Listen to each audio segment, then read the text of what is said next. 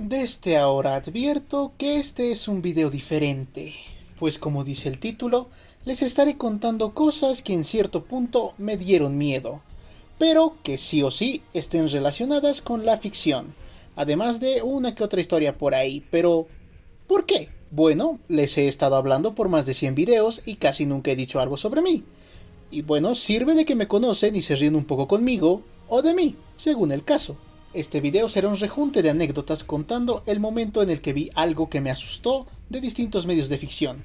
Y sí, toda la ficción en general, ya que yo consumo de todo. De hecho, la idea original del canal era hablar de cosas del mundo geek, otaku y gamer. Pero, como el manga y el anime es lo que más me gusta, aquí estamos. Bueno, suficiente relleno. Comencemos.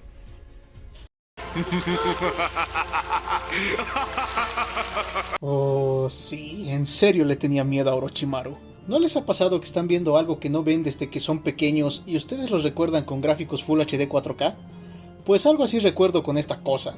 Poniéndonos en contexto, cuando era niño, el único momento en el que podía ver caricaturas era los sábados de 5 am a 10 am, porque a esa hora la ponían en la tele, así que mi primo y yo nos despertamos temprano para ver la tele. Recuerdo que Naruto lo pasaban a las 5:30 más o menos, y a esa hora, al menos donde yo vivo, aún es muy oscuro.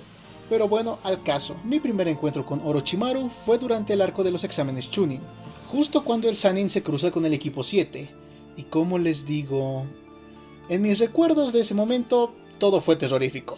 La presencia de esa cosa era aterradora, a un nivel que nunca había experimentado. De hecho, en mis recuerdos está que cuando Sasuke le quema la piel, él se la quitaba y se la comía, así muy esencial.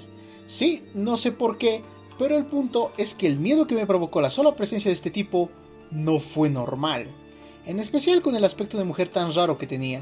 Además, para mí que no había visto demasiadas cosas así por esa época, hablamos de un under de unos 7 o 8 años, ver una criatura enredarse entre los árboles, invocar serpientes, pues sí daba miedo, en especial porque yo sufro de cierto grado de ofidiofobia, así que ya se imaginan cómo la pasé.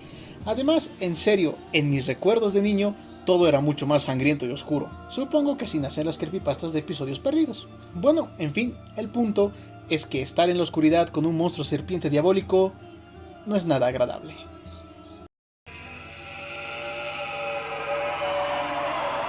Pasando a otro medio, los situamos ya con un under de unos 10 años más o menos. Ya habían salido varias películas del Niño Mago y como a mi madre le gustaban, pues hizo que yo las viera. Todo normal hasta que llegando a la tercera película, El prisionero de Azkaban, todo cambió.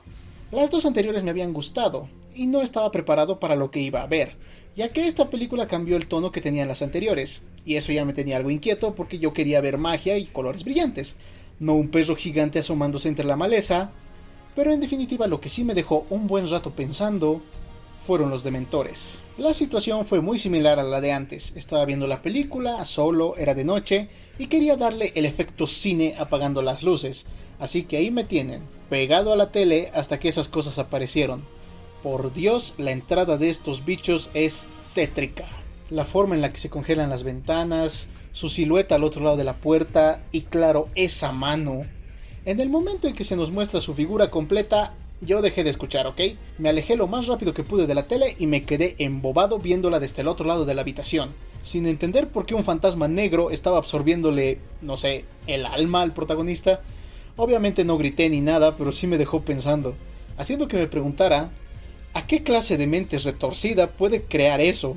Un bicho virtualmente imparable que se alimenta de tu felicidad y tu alma. Ya años después leí los libros y demás, pero más importante, me encontré con el porqué detrás de esas cosas. Resulta que durante un tiempo la autora sufrió de depresión, y mientras escribía el tercer libro decidió plasmar en una criatura cómo se sentía eso.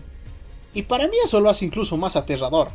Es decir, si la tristeza, miedo, desolación, soledad y despropósito tuvieran una forma, sería así. Pasando con un compañero de puesto, creo que todos alguna vez tuvimos nuestra relación con estas cosas. Los xenomorfos son probablemente el monstruo espacial por excelencia, un organismo que solo piensa en seguir expandiéndose, como una plaga.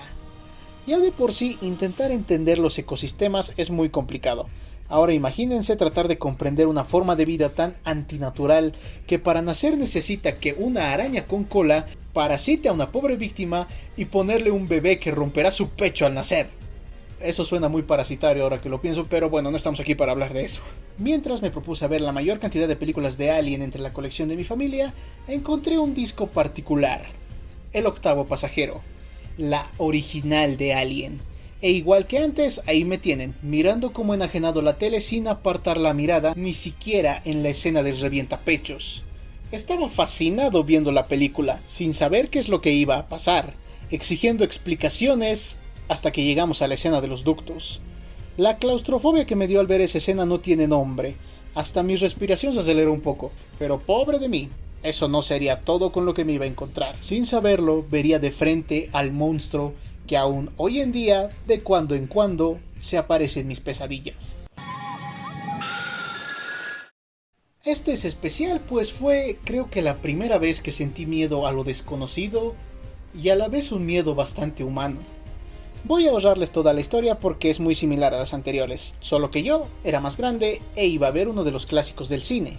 Todo muy bien, los efectos prácticos me fascinaban, las actuaciones estaban muy bien, ya saben, un peliculón. Con esta pequeña diferencia, después de que los protagonistas descubren las habilidades de la criatura, que inconscientemente metieron a su base, vemos como uno de ellos es alcanzado por este extraño ser, saliendo al exterior para finalmente caer de rodillas frente a sus compañeros, quienes preocupados los rodean solo para ver cómo sus miedos se cumplen. Esa cosa puede ser cualquiera de ellos. Debo decir, fue una sensación extraña, pues dejando de lado el grito que es inquietante, realmente no fue nada muy impactante, hasta que investigué por qué era un grito tan extraño. Resulta que por ahí está la teoría de que el rugido de la cosa son los lamentos de todos los seres de los que alguna vez se ha alimentado. Eso hizo que pasara de golpe de alien raro a devorador estelar. Mientras veía esta teoría, un escalofrío muy primario recorrió mi espalda, como si de golpe recordara que puedo ser la comida. Eso solo me pasó en otra ocasión con un cóndor, pero es historia para otro día. El punto es que como nunca recordé que dentro de todo, los humanos seguimos siendo presas.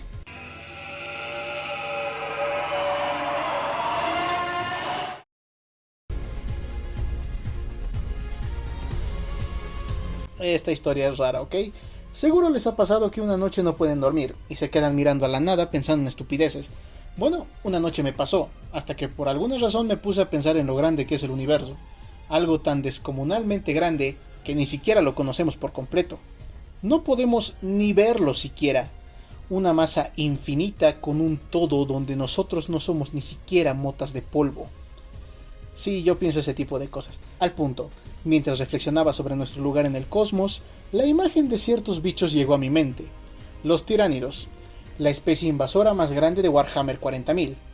No tengo que repetirles lo que ya muchos otros videos explican, pero pues ahí me tienen, mezclando las ideas de un espacio infinito, con posibilidades infinitas y la idea de un superdepredador a nivel cósmico, seres tan complejos y numerosos que ni siquiera debemos ser capaces de entender sus dimensiones, tan absolutos que solo sería cuestión de tiempo a que lo devoren todo, dejando únicamente tras de sí una roca estéril flotando en el infinito, sin nada, ni siquiera el más mínimo rastro de que alguna vez existimos.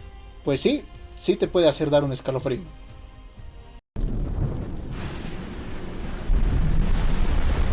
De los juegos solo hay dos anécdotas, empezando por el primero, fue el protagonista de una de mis pesadillas y fue tan mala que hasta ahora la recuerdo, así que se las cuento. En mi sueño estaba en mi cama, pero no me podía mover, era como tener parálisis del sueño. Mientras intentaba levantarme, veo al fondo de mi habitación donde había un brillo extraño de color rojo, como un foco. No le di importancia y seguí intentando moverme, ignorando ese foco hasta que lo volví a ver, y estaba más cerca. Volví a ignorarlo y volvió a pasar.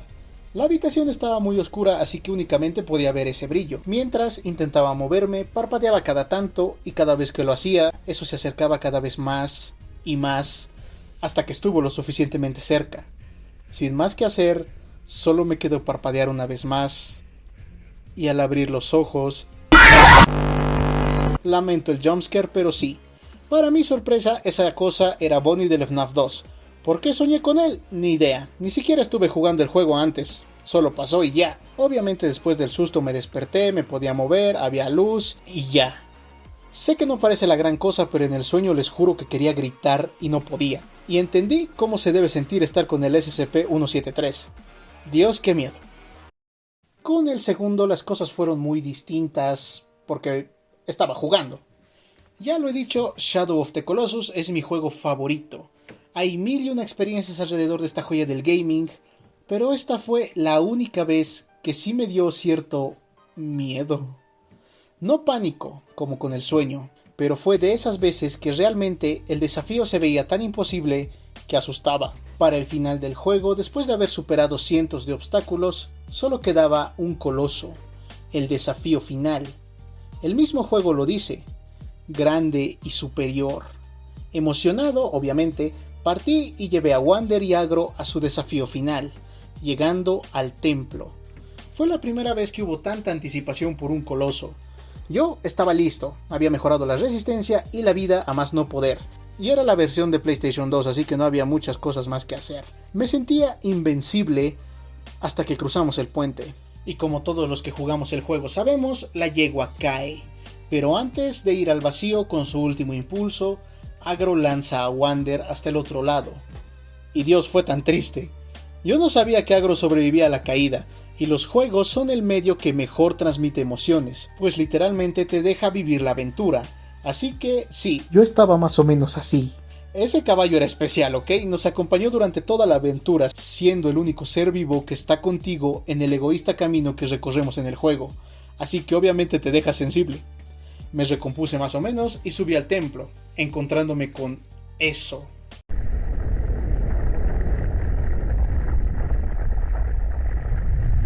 Malus es por mucho el coloso más imponente, tal vez solo por detrás de Phalanx, y la ambientación lo hace aún más intimidante. La tormenta, su figura, el silencio y claro, lo que acabábamos de vivir, me tenía muy susceptible. Cuando normalmente solo me emocionaría por una pelea final tan épica, solo me sentía mal.